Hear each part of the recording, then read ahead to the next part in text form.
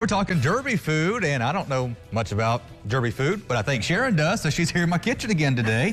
And what are you doing for us, Sharon? We're going to make some Derby chocolate pecan dip. Okay. Okay, so while we're going to get this going, I'm going to talk a little bit about the pecans, but let's get this going first. Okay. And so what we're going to do is we already have a quarter cup of butter melting. We're going to use a half a cup of evaporated milk. And we're going to use 2 egg yolks and then a half a cup of brown sugar. Okay, so I've got a little bit of a simmer going on here. Is that pretty good? Yeah, let's go ahead and can we make it a little lower, or is that about as low as we can get? Let's see. I can toy with it. Because there we go. Okay, so let's go ahead and put these 3 ingredients in. Any particular order? No, and let's go ahead and put the milk in first, probably. And then we'll start whisking that. And the thing about this is that we have to watch it really close. Okay. Because once we get a soft boil, we need to take it off the heat. Because if we don't, we're going to have fudge. Okay, which is not bad. Yeah, now, I tried it the first time, and I did make fudge, and I took it to my Rotary Club, and they said, oh, this is the best fudge. So, but we want this consistency, this kind of gooey, chocolatey consistency. So this is what we want for our dip. So do I need to get this to a simmer, or are we good to go now? Let's put the eggs in. Yeah. Okay. And let's get it to a soft boil. A soft boil. Okay. And while we're doing that, I want to explain a little bit about these brown sugar, brown butter pecans. Okay, so what you want to do is you want to have the half of the pecan and lay those out on your cookie sheet.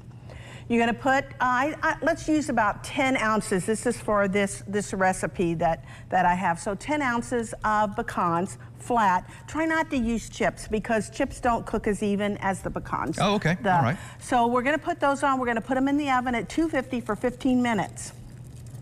Then at the end, while you're doing that, we are going to make our brown butter. Brown butter's really easy to make. Okay. So you're going to put the butter in, and you're going to start melting the butter, and you're going to see a little foam on the top of the butter. That's okay.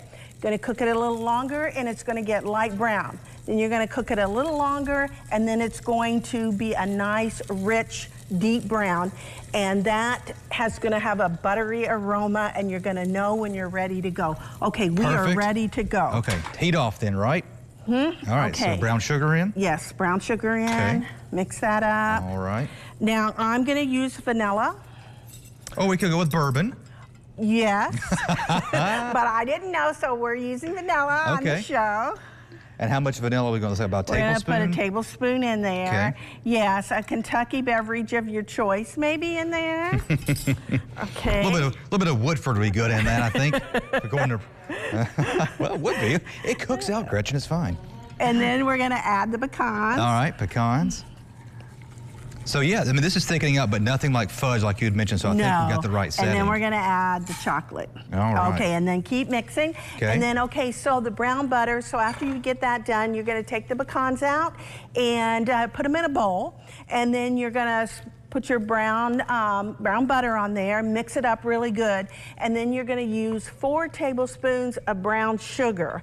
And I use heaping tablespoons. Of course. You know, I don't think you can have enough brown sugar, I love right? Brown sugar.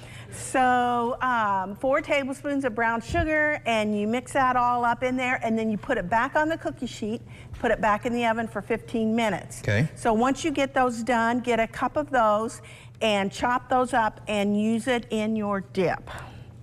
Oh my gosh, so how are we looking here, Sharon? This kind of consistency? It looks really good. It looks How's it smell? Oh my gosh, the smell is absolutely amazing. Now, are these like semi-sweet, or what kind of? Yes. They are, okay. Yes.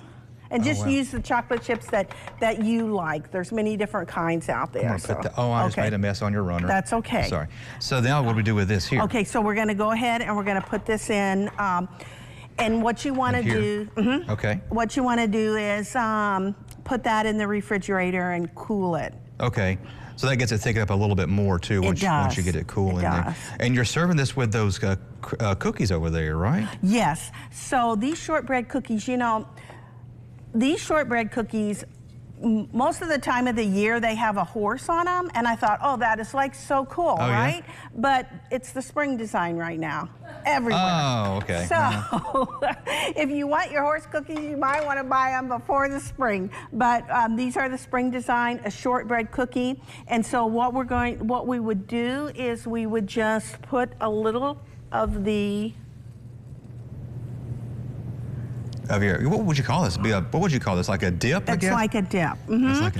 And then you could serve these by themselves. I thought it'd be really cute maybe to put in like a little shot glass, like a little whiskey shot glass or something like that, and you could serve them, or you can serve them in cute little bowls like this.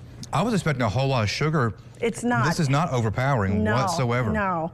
Oh my goodness, Sharon, that is great. So we're gonna plate some up so we can get over to Ron. Thank you, Sharon, for coming in and thank you for having me. Oh my gosh, I enjoy it. Thank you so much. Olivia's Kitchen, or Leva's Kitchen. We'll be right back.